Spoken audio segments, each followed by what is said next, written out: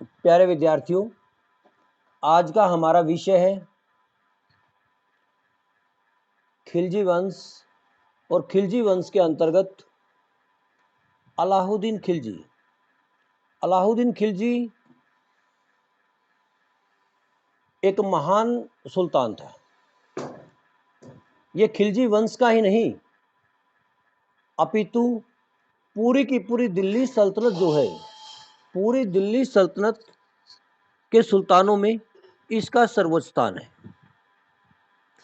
ये प्रकाश नाम से गुड़िया जो है, बेटा बैठ जाओ, ऐसे नहीं लेटते नहीं, ऐसे सीधी बैठो आराम से, क्लास ले रहे हो ऐसे थोड़ा। बेटा ये दिल्ली सल्तनत के सुल्तानों में जो है इसका प्रमुख स्थान है। अलाउद्दीन खिलजी 1296 ईस्वी तक से लेकर 1316 ईस्वी तक शासन करता है।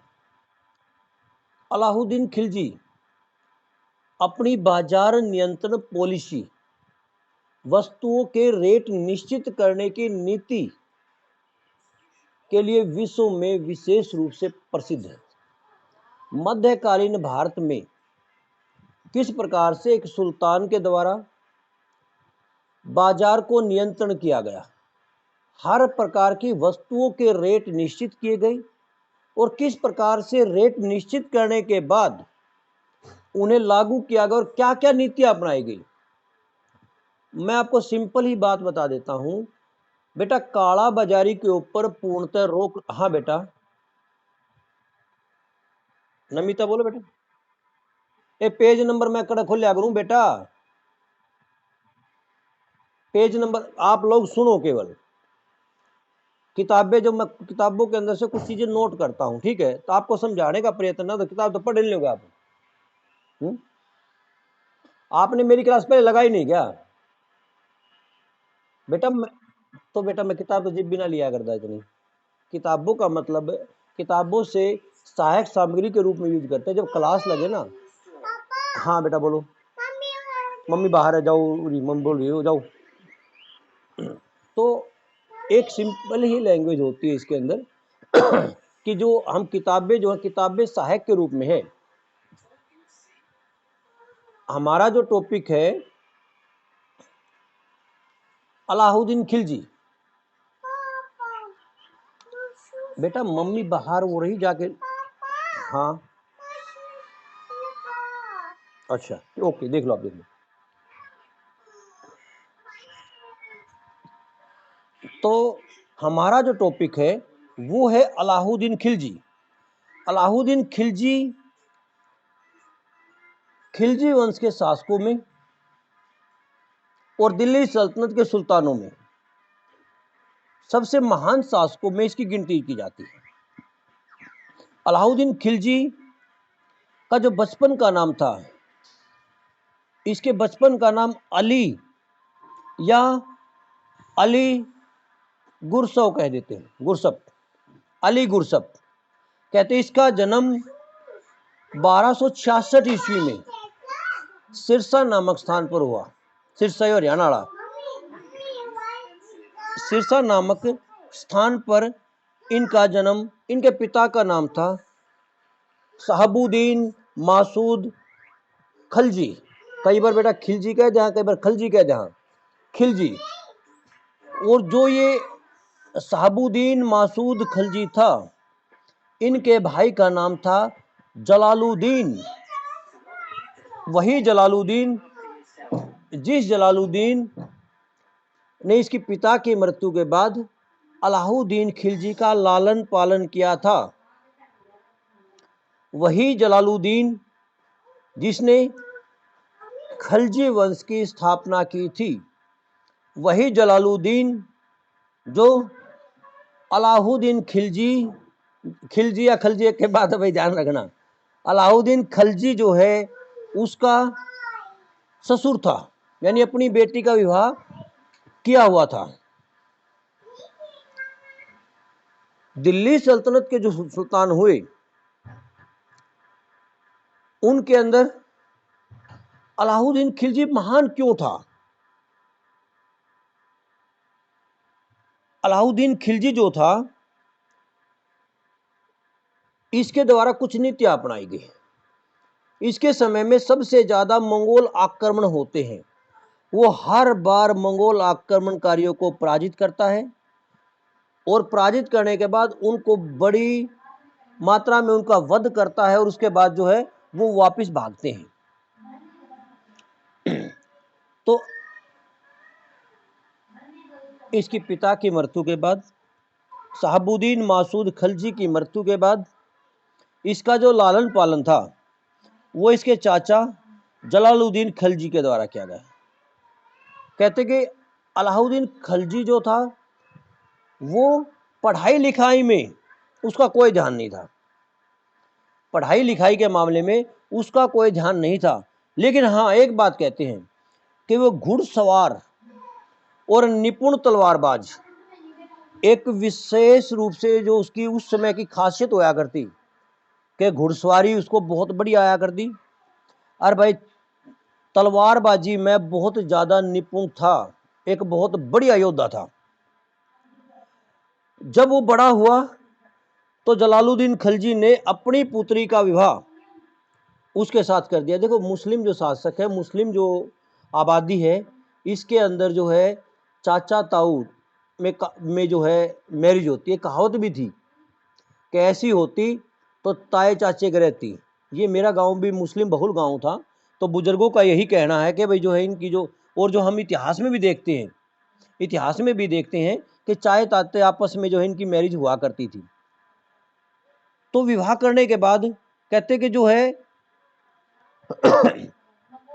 इसको क्या बनाया, इसको जो है अपना दामाद बना लिया। इसके बाद कहते कि इसको जो है कड़ा नामक प्रांत, कड़ा प्रांत था बेटा यो, और जहां पर इसको सूबेदार का पद दे दिया गया। कहते धीरे धीरे इसकी योग्यता बढ़ती गई और जो दूसरे क्षेत्र थे उनमें विजयश्री प्राप्त करता गया। जब ये विजयश्री प्राप्त करता गया तो इसकी प्रतिभा बढ़ी। इसकी योग्यता से प्रभावित होकर जलालुद्दीन ने इसे आरिज मुमालिक का पद, सेना मंत्री का पद दे दिया। सेना का कंट्रोल इसके हाथ में आ गया। अब क्या हुआ, इसके बाद कहते हैं कि इसको अवध की सूबेदारी दे दी गई। अवध का सूबेदार भी बन गया। इसी दौरान देवगिरी अभियान, दक्षिण अभियान करता है ये। जब ये दक्षिण अभियान करता है तो देवगिरी में इसे बहुत ज्यादा धन दौलत प्राप्त होती है।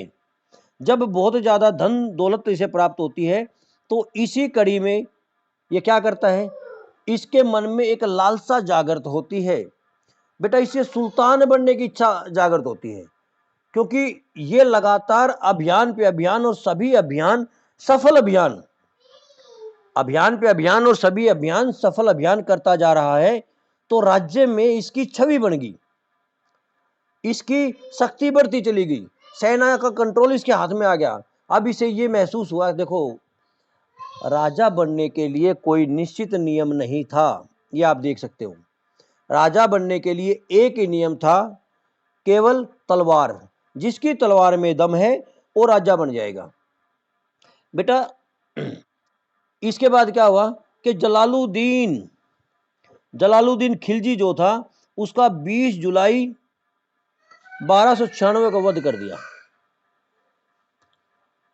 20 जुलाई 1296 को जलालुद्दीन का वध कर दिया और स्वयं को सुल्तान घोषित कर दिया। कड़ा नामक प्रांत में उड़े था यो, और उड़े इसका वध किया और स्वयं को सुल्तान घोषित कर दिया। एक बात और भी कही गई थी कि अलाउद्दीन को सुल्तान बनने का इतना चाव था, सुल्तान बनने का इतना चाव था, इतनी उसकी महत्वाकांक्षा बढ़ी हुई थी कि जो है जलालुद्दीन का कटा हुआ सर जमीन पर पड़ा था। अभी उससे खून टपक ही रहा था, अभी उसके सर से खून टपक ही रहा था कि इसने स्वयं को सुल्तान घोषित कर दिया। इसने स्वयं को सुल्तान घोषित कर दिया। अब क्या हुआ, अब जो है इसके सामने अनगिनत कठिनाइयां थी। एक मिनट रुक जा भाई, उड़ दो, जैस्मिन हंगामा कर रही है, दूसरी साइड आ जाता हूं।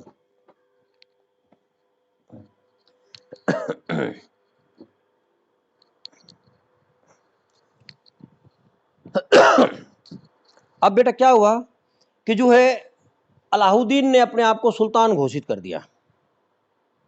अलाउद्दीन के बारे में कहा गया है कि जो अलाउद्दीन का खुतबा जो पढ़ा था ना, वो गजनी की जामा मस्जिद के अंदर पढ़ा गया था। ये बात ध्यान रखना, अलाउद्दीन का खुतबा गजनी के अंदर, वहां की मस्जिद के अंदर पढ़ा गया, जामा मस्जिद में। इसके सामने अब कई कठिनाइयां थी। सबसे पहली कठिनाई जो थी इसके सामने, बेटा आवाज आ रही है आपको? मेरी आवाज आपको सुनाई दे रही ना? फिर ठीक है। इसके सामने सबसे पहले कठिनाई थी कि बेटा इसने अपने चाचा और सुल्तान का वध किया था। जब इसने अपने चाचा का वध किया था, सुल्तान का वध किया था, अब क्या हुआ, एक तो पूरा का पूरा राजघराना, दूसरा जो है प्रजा, राजघराना और प्रजा जो है, वो प्रजा इसको क्या मानती है, इसको जो है निर्दयी मानती है, हत्यारा मानती है। भाई अपने चाचा का वध कर दिया। चाचा के बारे में एक बात और ध्यान रखने की, प्रजा को पता था कि इसके पिता की मृत्यु के बाद इसी चाचा ने इसका लालन पालन किया है। इसी चाचा, ये जो चाचा था इसका जलालुद्दीन, ये इसका ससुर भी था। तो देखो कितनी बातें आ गई, और सुल्तान भी था। भाई एक तो चाचा ने इसका लालन पालन कराया, दूसरा उसी चाचा के द्वारा इसको जो है पढ़ाया लिखाया, उसी ने अपनी बेटी का ब्याह कराया, और उसी का जो है इसने वध कर दिया। किसके लिए? राज के लिए, राजनीति के लिए, केवल जो है मुझे महत्वाकांक्षा के लिए कि मुझे राजा बनना है। बेटा उस समय पर सभी राजाओं का यही हाल रहा। एक राजा के बाद उसका वध कर दिया गया, और उसके बाद जो है उसका दूसरा राजा आ गया, दूसरा राजा का वध कर दिया गया, उसके बाद तीसरा आ गया। उसका सारा परिवार का जो मलिया मेट कर दिया करते, उनका सबका कत्लेआम कर दिया करते। ये इतिहास की जो है एक विडंबना रही है। जितना हमें जो है राजा बनने में जो उनको हमेशा राजा का ताज जो था वो कांटों भरा ताज था। दूसरा, एक तो अगर प्रजा सारी विरोधी थी, दूसरा कहते इसी समय जो जलालुद्दीन का समर्थक जो सरदार थे वो क्या करेंगे भाई, जलालुद्दीन के समर्थक सरदार थे, वो भी इसके सामने एक बड़ी रुकावट थी। फिर जो है खुद दिल्ली में नहीं था, ये तो कड़ा नामक स्थान पर था जहाँ जलालुद्दीन की हत्या करी थी। ये दिल्ली जब तक नहीं होगा, दिल्ली का सिंहासन पर कैसे बैठ जाएगा? और दिल्ली का सिंहासन में एक दिक्कत हो रहा है, जलालुद्दीन खिलजी जो था उसकी विधवा थी मलिका जहां विधवा थी, और उसने छोटे पुत्र कादर खां को राज सिंहासन पर बैठा दिया। इसी दौरान कहते जलालुद्दीन का बड़ा बेटा था, बड़ा बहादुर था, योग्य और बहादुर बेटा था, अरकली खां। ये बेटा मुल्तान का सूबेदार हुआ करता, और इसने अपने आप को, जब इसने देखा कि भाई राजगद्दी पे कौन बैठ के, बाप की हत्या होगी, तो अब जो है राजगद्दी पे कौन बैठा?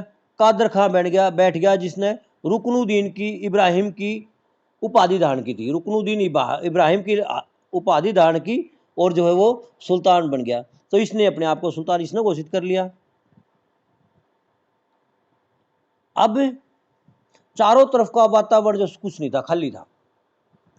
एक सिंहासन दावेदार तीन भाई, एक तो अलाउद्दीन खिलजी, दूसरा कादर खान जो बैठा हुआ है, और तीसरा जो है मुल्तान में जो जलालुद्दीन का बड़ा बेटा जो था अरकली खां जो है इसके दावेदार था, सुल्तान था, वो योग्य भी था। अलाउद्दीन खिलजी उसी प्रकार से जो है दुश्मनों से घिरा हुआ था। वही आगे चलकर इतिहास दोहराता है अपने आप को आगे जाके। 1556 ईस्वी में आती है घटना। हालांकि यहाँ 3 दावेदार है, वहाँ 2 दावेदार है। अकबर के पिता की मृत्यु हो गई थी, हुमायूं की। अकबर राज सिंहासन से बाहर है, अपना जो है राज वो है कालानूर नामक स्थान पर पंजाब में। और यहां हेमू राज पर अधिकार कर लेता है।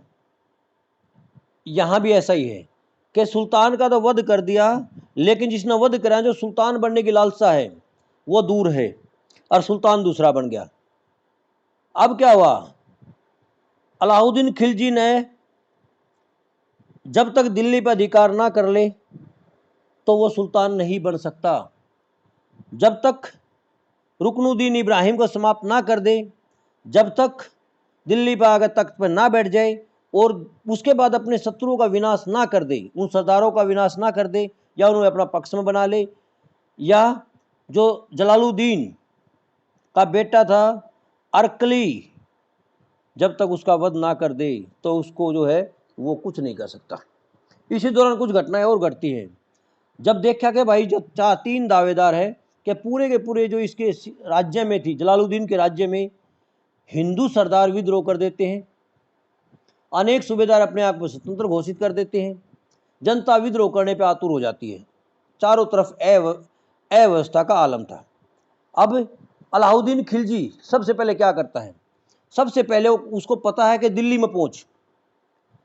में पहुंचने की उसकी जो बात आती है, यहां एक इसके बेनिफिट होता है। इसको एक बात का बेनिफिट क्या होता है, जो जलालुद्दीन की विधवा थी ना, मलिका जहां, जिसने अपने छोटे पुत्र कादर खां को रुकनुद्दीन इब्राहिम की उपाधि के साथ सिंहासन बैठाया था, वो गलती कर गई।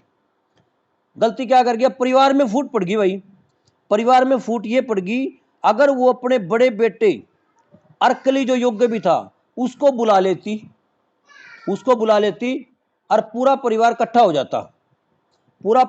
हो जाता तो ये अलाउद्दीन खिलजी का मुकाबला कर सकते थे, उसको पराजित कर सकते थे। या बड़ी भूल होगी और ये अलाउद्दीन के पक्ष में बात होगी कि परिवार में फूट पड़ गई।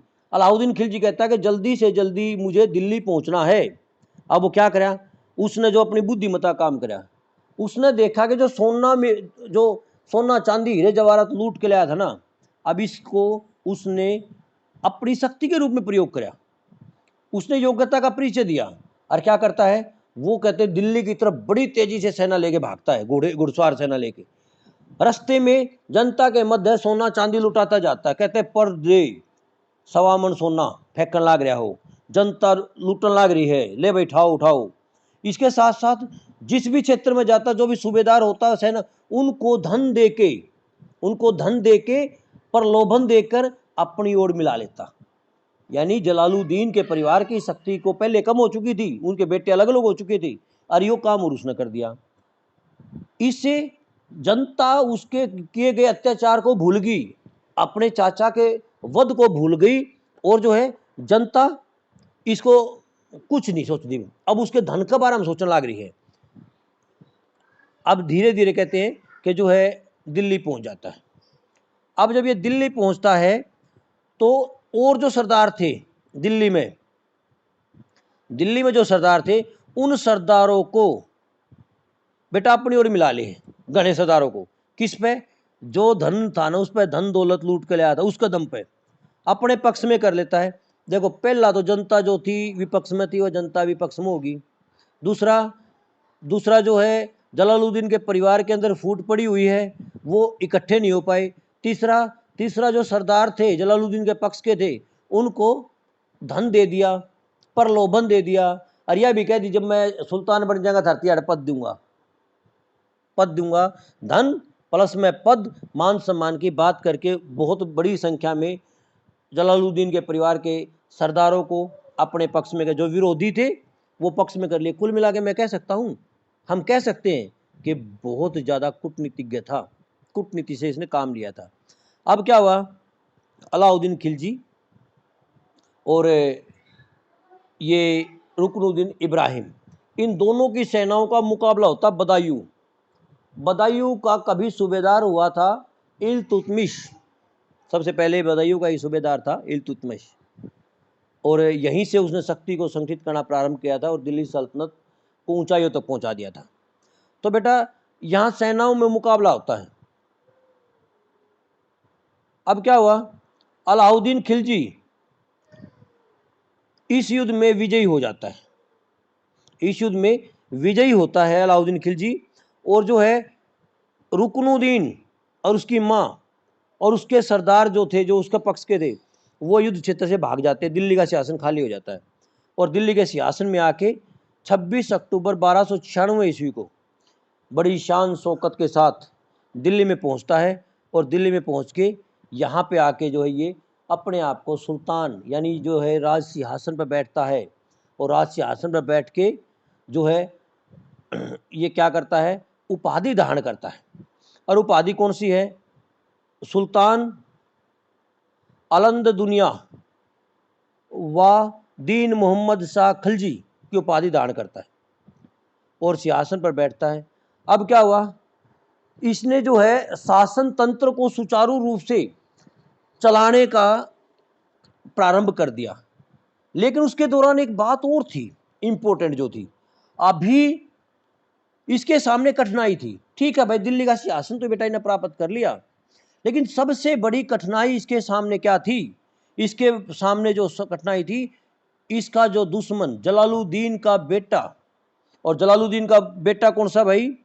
वो बेटा अरकली मुल्तान में था।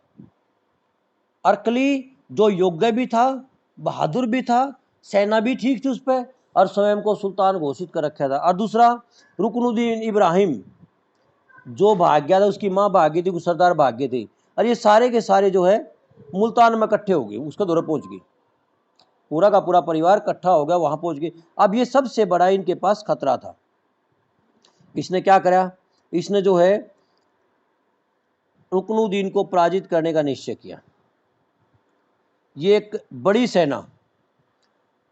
सेना भेजता है मुल्तान, और मुल्तान के पास जब सेना भेजता है तो मुल्तान का घेरा डाला जाता है।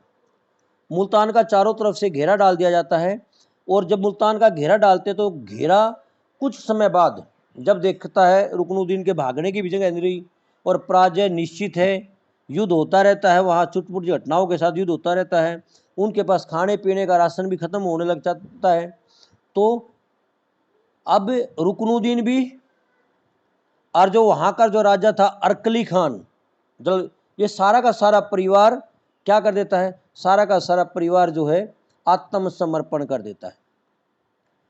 शाही सेना गिरफ्तार करके इनको जो दिल्ली लेके आती है, यहाँ सारा ती अंधा कर दे हैं, सभी को बेटा अंधा कर दे हैं, और सबको जो जेल में डाल देते हैं, और बारी बारी से जो जब भी इसका जी करे जी भी उनका सर तारता रहता है, और पूरा का पूरा जलालुद्दीन का परिवार की हत्या कर देता है।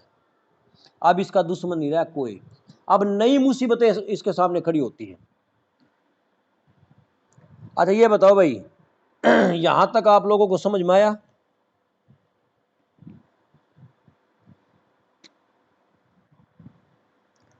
मैं आपको बिल्कुल सिंपल समझाने लग रहा हूं। चलो ठीक है, यहां तक समझ में आ गया तो हम आगे बढ़ते हैं। ये अपनी विजयों के कारण प्रसिद्ध हुआ। अभी क्या हुआ? अब इसके सामने जो कई कठिनाइयां खड़ी होगी। 1296 ईस्वी में इसने राजगद्दी प्राप्त कर ली। अब दिल्ली का सिंहासन प्राप्त कर लिया। 26 अक्टूबर 1296 पे इसका राज्याभिषेक भी होगा दिल्ली में। इसने जो उसके बाद जो है धीरे धीरे 96 में सारे दुश्मनों का विनाश भी कर दिया जो इसके जलालुद्दीन के परिवार के थे। अब इसके सामने अनेक कठिनाइयां थी। कठिनाई कौन कौन सी थी?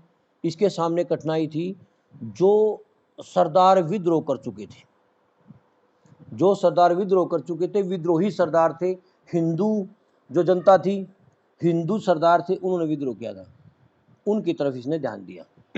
इसके साथ साथ 1297 में एक घटना घट जाए, 1297, 99, फिर 99, 3, 5, 7 इसके समय में मंगोल आक्रमण हो जाए। जिस टाइम इसने राजगद्दी प्राप्त करी ना, उसका गिले गिले अटैक हो जाए।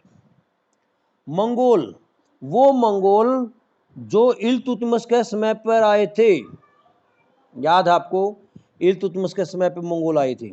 बलवन के टाइम में मंगोल आए थे खूब, बलवन का बेटा मारा गया था। अब इसने क्या किया, अब जो है मंगोलों का आक्रमण जो है इसके राज्य पर प्रारंभ हो जाता है। सबसे पहला आक्रमण 1297 में होता है। विद्रोही सरदारों का दमन ये कर चुका था, यहाँ तक कुछ का जनता में जो है ये अपना नाम का जो है प्रचार कर चुका था, खुतबा पढ़ चुका था। अब इसने मंगोल आक्रमण हो गई।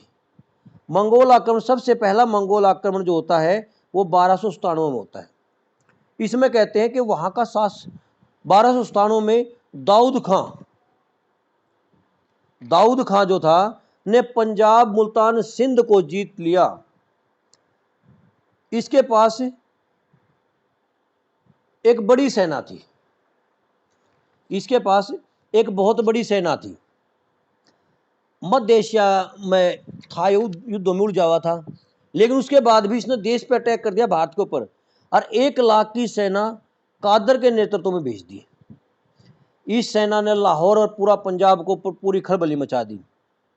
अलाउद्दीन खिलजी ने क्या करा, अलाउद्दीन खिलजी ने जफर खां और उलुग खां, दो इसके सेनापति हैं, दो बड़े इंपॉर्टेंट, जिसके नेतृत्व में सारे के सारे जितने मोस्टली मंगोल आक्रमण को फैल करता है, इनके नेतृत्व में इस एक विशाल सेना भेजता है। जालंधर के निकट जो है दोनों सेनाओं में बेटा आमना सामना होता है, युद्ध होता है, और बड़ी संख्या में, हजारों की संख्या में मंगोल मारे जाते हैं। और घने मंगोलाती गिरफ्तार भी कर लिए, घायल भी हुए और भाग भी गए और मार भी दिए। बड़ी संख्या में मंगोलों को जो है पकड़ कर जो दिल्ली भी लाए हैं, और जो सरेआम जनता के मध्य है इनको यातनाएं देकर मारे हैं। क्यों भाई यातना क्यों दे हैं? यातना इसलिए देते हैं कि दुनिया को ये पता लग जाए कि जो भी राज्य के खिलाफ विद्रोह करेगा जाएगा, उसको अभी यही हाल होगा। तो पहला आक्रमण जो है वो फेल हो जाता है। अलाउद्दीन खिलजी के 2 सिपह सलार, एक सेना, जफर खां और उलुग खां के नेतृत्व में युद्ध जीत जाती है, मंगोल भाग जाते हैं। अब क्या हुआ, 1299 ईस्वी में एक अटैक फिर हो जाए। दाऊद खां फिर एक सेना भेजे हैं, और दाऊद खां कहते हैं साल्दी के नेतृत्व में एक सेना भेजी 1299 ईस्वी में। इस सेना ने भारत पर फिर अटैक कर दिया। मुल्तान पे इसने आक्रमण किया, जीत लिया, कुछ क्षेत्र जीत लिया। अब जो है जफर खां के नेतृत्व में सेना भेजी गई। जफर खां के नेतृत्व में जो सेना भेजी गई वो सेना युद्ध को जीतती है, और जो है वो साल्दी सेनापति और 2000 सैनिक गिरफ्तार कर लिए गए, घने मार दिए, बाकी भाग गए, और जो 1000 सैनिक और उनका सेनापति पकड़ लिया। अब इसका क्या कर रहे हैं, इसको गिरफ्तार करके इसका वध कर दे हैं। गिरफ्तार करके सुल्तान के सामने इसका वध कर दिया जाता है। वही जो जनता उन सारे सैनिकों को का वध कर दे, चलो भाई मार दो सारे ने, जनता के सामने मारा जाता है। ये भी बात ध्यान रखने की, ये मैसेज देने का प्रयत्न है इनके माध्यम से कि कोई विद्रोह करेगा उसका यही हाल होगा। और मंगोलों को भी एक ये बताने की कोशिश है कि भाई आप लोग ऐसा करोगे तो मारे जाओगे। लेकिन मंगोल क्या करे हैं, मंगोल फिर दूसरा अटैक करते हैं 1299 में। दाऊद खां कहते हैं कि 2 सेनापति पराजित हो गए। अब दाऊद खां 2 लाख की सेना अपना बेटा कुतलुग ख्वाजा के नेतृत्व में भेजता है। मंगोल दिल्ली तक आ जाए, मंगोल जो है दिल्ली तक पहुंच जाती है। जनता अपने घर छोड़ छोड़ दिल्ली तक भाग जाए। देखो जनता तो भाग गई, जो दिल्ली की प्रीति जो हमेशा जो है सुल्तान किला में रहा था, बाकी जनता तो आप मेरा हर दी। इसी दौरान कहते हैं कि संकट खड़ा हो जाता है, कीमतें के रेट बढ़ जाए, क्योंकि भाई आक्रमण का भय जो मारे ही भी इस टाइम कोरोना काल है, चाहिए तो रेट कम होना, और जो लूट मचाई, काला बाजारी, भ्रष्टाचार इतना बढ़ा हुआ है कि हर जरूरत की चीज का रेट बढ़ा हुआ है। कौन सी भी चीज देख लो उसी के रेट जो है आसमान छू रहे हैं। तो यहां भी जो है कीमतों के रेट आसमान छूने लग गए। इस संकट की घड़ी में सुल्तान क्या करे, सुल्तान इनसे अटैक करने में, इनको हराने में उस समय इसके पास इतनी सेना नहीं है सुल्तान के पास। इसी समय कहते हैं कि दिल्ली का कोतवाल था अल्लाह उल मुल्क, सुल्तान तीनों का है, कि सुल्तान को कहता कि महाराज आप जो है इनसे संधि कर लो। अलाउद्दीन खिलजी एक बात कहता, अगर मैं इससे संधि कर लूं तो मेरी प्रजा के अंदर एक मैसेज आएगा कि सुल्तान डरपोक है, भाई सुल्तान डरपोक है और इससे संधि कर ली। अब क्या करा, अलाउद्दीन खिलजी ने इस युद्ध का नेतृत्व स्वयं किया, इस युद्ध का नेतृत्व स्वयं किया। उसके साथ वो जो उसके सेनापति प्रमुख तो थे, जफर खां, उलूग खां और अन्य सेनापति, ये सारे थे। कहते कि जब युद्ध हुआ, युद्ध में अलाउद्दीन खिलजी की सेना इतनी भारी पड़ी कि जो मंगोल थे, मंगोल भागने पे विवश हो गए, मंगोल भागने पे विवश हो गए और देखते देखते उनका जो भारी कत्लेआम हुआ और जो है दिल्ली की हिफाजत कर ली गई। यह मंगोल आक्रमण स्पेशल कई बार क्वेश्चन आ जाता है कि इसकी मंगोल नीति क्या रही। इसके बाद कहते हैं कि 1303 ईस्वी में दाऊद खां जो फिर एक बार जो सेना भेजता है 1303 ईस्वी में, और तारगी नामक एक जो है उसका सेनापति था। ये कहते बहुत अनुभवी सेना थी। इसका जो ये सेनापति था बड़ा योग्य, बड़ा अनुभवी, युद्धों का विजेता। इसके नेतृत्व में 1,20,000 मंगोल आते हैं, 1,20,000 मंगोल आते हैं और वो बहुत तेजी से सब क्षेत्रों को पार करते हुए दिल्ली में आ पहुंचे हैं। दिल्ली के अंदर जो है आप पहुंचते हैं। अब एक काम इसी समय जो है चित्तौड़ अभियान चला हुआ था, इसी समय इसी समय बेटा चित्तौड़ अभियान चला हुआ था। बहुत बड़ी सेना जो है अलाउद्दीन की सेना चित्तौड़ में जा रही थी। वो पद्मावत वाली जो फिल्म है उससे की बात है, उसे का जिक्र है, थोड़ा दिखाओ है। हालांकि वो कुछ मन गणित है या क्या है, लेकिन चित्तौड़ अभियान जरूर हुआ था। तो चित्तौड़ अभियान पर गई हुई थी। दूसरा जो है सरदारों की सेना भी इतनी जल्दी नहीं पहुंच सकती थी। कुल मिला के एक बात कह सकते हैं हम कि अलाउद्दीन खिलजी यहाँ तक उत्तर पश्चिम में सीमांत प्रांतों के मामले में अयोग्य ही रहा है। 1299 और 1303 जब एक अटैक होता है, कुतलुग खवाजा जो दिल्ली में पहुंचे, दिल्ली तक आ गया और तारगी बेग भी आ गया। इसका मतलब तो उत्तर पश्चिमी सीमा प्रांत में क्या देखा आप लोगों ने? आपने क्यों ना देखा मुल्तान लाहौर तक क्यों नहीं सेना खड़ी करी? जो बलवन ने नीति अपनाई थी क्यों नहीं करा आप लोगों ने? आपका गुप्तचर सिस्टम कहाँ है? ऐसा तो है कोनी कि वहां से बटन दाब्या सीधा आज की डाल और सीधा हवाई जहाज पहुंच गए जल्दी। आपका कहाँ है वो सिस्टम? तो इसका जो अगर यहाँ तक देखें, यहाँ तक कि इसकी गुप्तचर व्यवस्था फेल थी, इसकी गुप्तचर व्यवस्था फेल थी, इसकी उत्तर पश्चिमी सीमांत प्रांत नीति फेल थी। जब दिल्ली तक 2 बार लगातार पहुंच जाते हैं। अब क्या हुआ, कहते कि अलाउद्दीन खिलजी इस समय क्या करे है, अलाउद्दीन खिलजी को मौत का भय हो गया है, पराजय निश्चित थी। अलाउद्दीन खिलजी जो है सीरी दुर्ग में शरण ले ले है, उड़ा लुक जा भाई, अपने आप को जो कैद कर ले किस्म का। और जो है मंगोल सेना 2 महीने तक, मंगोल सेना 2 महीने तक उस दुर्ग का घेरा डालती है और मंगोल सेना जो है कुछ समय बाद उल्टी चली जाए। अगर युद्ध होता तो निश्चित ही अलाउद्दीन खिलजी पराजित होता। 1305 ईस्वी में 1305 ईस्वी में फिर एक अटैक होता है, अली बेग के नेतृत्व में अटैक होता है। 1305 ईस्वी में अली बेग के नेतृत्व में एक युद्ध हुआ। अली बेग के 85,000 सैनिक लेके आए। अब कहते हैं कि जो तारगी था ना, जो पहला युद्ध का विजेता था, जो पहला युद्ध में आया था, क्या लेके आ गया आप? ओके ले लो, खा लो खा लो। तो पहले युद्धों का जो विजेता था तारगी, वो भी इसके गिल्ले ही था। अब क्या हुआ, अब जो सेना आई, सेना आगे बढ़ी, लेकिन जो है इस सेना को, मंगोलों को वापिस पाखा भाजना पड़ गया। अमरोह अमरोह में गाजी मलिक और शाही सेना का नेतृत्व किया। युद्ध हुआ, मंगोल पराजित हो गए। मंगोल पराजित हुए और जो भाई दिल्ली में कुछ सैनिकों को पकड़ कर लाया गया, उन्हें फिर जो है बेटा यो जो है ना नमिता, बेटा ये इसको आप जो है बंद करो।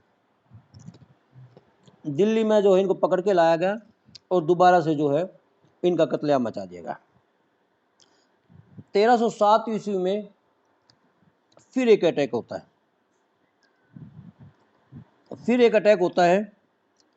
अब इस अटैक की में क्या हुआ, मंगोल सेना दो भागों में बट गई।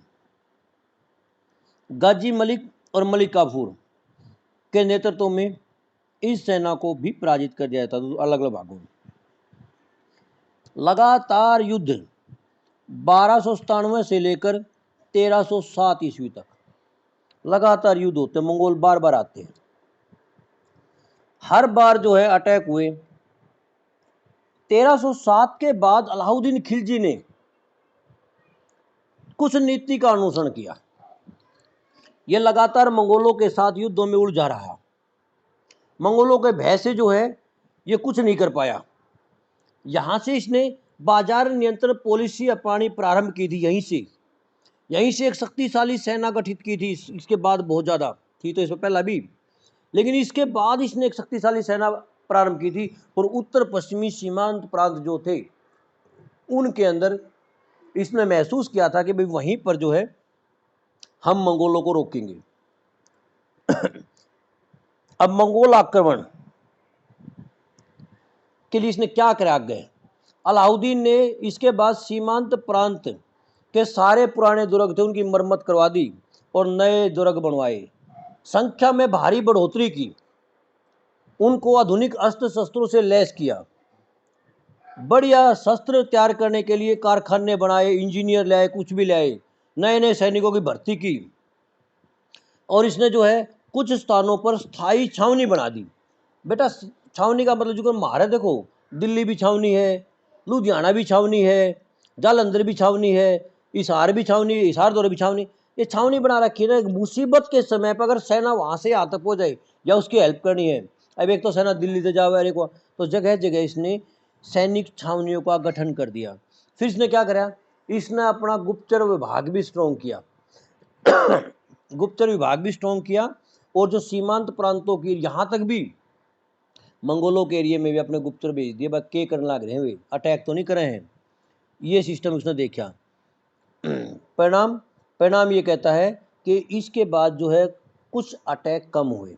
और इसके में एक बात और अपनाई, जिस भी अलाउद्दीन खिलजी ने जोन सा भी मंगोल मिल गया, उनके बालक भी मिल गए, उनकी महिलाएं मिल गई, छोड़ दिया नहीं किसी को, सबको सरेआम कत्लेआम करवा दिया। मंगोलों की पराजय के कारण क्या थे? सबसे पहला कारण ये था कि मंगोल आक्रमणकारी थे। भाई मंगोल जो है वो आक्रमणकारी थे, उनमें परस्पर एकता भी नहीं थी। बेग बताओ, जब तारगी बेग ने अटैक करा 2 महीना खातर यो रहा भाई, थोड़ा टाइम और फालतू दे दिंदा, दुर्ग को ऊपर थोड़े अटैक फालतू करता, जब बेहद लाग गया जो है सुल्तान की सेना की सहायता के लिए कोई नहीं आ सकता, फिलहाल नहीं आ रहा, और सुल्तान लुक लिया है तो मार क्यों नहीं दिया सुल्तानी ने? ए दूरदृष्टता का भी भाव था। और जो है सुल्तान स्वयं नहीं, उसके सेनापति आने लग रहे हैं। इसके साथ मंगोल कहते हैं आक्रमणकारी अपने साथ स्त्री और बच्चों को भी लेके आते थे। उनकी बड़ी संख्या थी। जो अगर पानीपत का तीसरा युद्ध की अगर बात करें तो मराठे जो बहुत बड़ी संख्या में महिलाओं को लेके आए थे, जिसका परिणाम क्या निकला था कि बड़ी संख्या में जो है उनकी सुरक्षा का तेला गिरा कर दे। और जो अलाउद्दीन खिलजी ने कई बार उन्हें गिरफ्तार किया, महिला और स्त्रियों पर जो है अत्याचार किए, और जितने मिलदे मंगोल पकड़े जाते उनके ऊपर भारी अत्याचार किए जाते।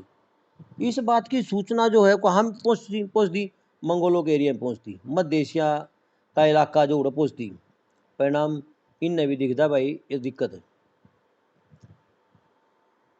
फिर जो है मंगोल बेटा युद्ध विद्या में निपुण तो थे, लेकिन वो भीड़ के रूप में कहते हैं, वो गुरिल्ला युद्ध करते हैं। और ये खुले मैदानों में है। बाकी हालांकि ये कुछ मैं इस बात को उचित नहीं मानता, जब खुले मैदानों में इनमें कोई बड़ी बात नहीं है।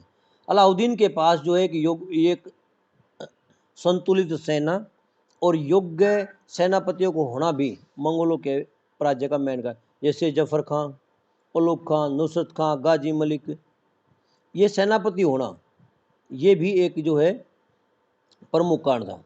बस 1306 ईस्वी में मंगोलों का जो नेता था दाऊद खां की मृत्यु होगी। अब जब उसकी मृत्यु हुई तो क्या हुआ वहाँ बेटा, वहाँ जब मंगोलों उसकी मृत्यु हुई तो लोग क्या करने लगे, अब जो है वो मंगोलों की शक्ति को दूसरा जो संभाल कर रख पाया। मंगोल आक्रमण के असफल हुआ और जो है अलाउद्दीन खिलजी मंगोलों से अपने राज्य की सुरक्षा कर पाया। यहाँ तक का टॉपिक तो हो गया कंप्लीट भाई अपना मंगोल वाला, ये बड़ा इम्पोर्टेंट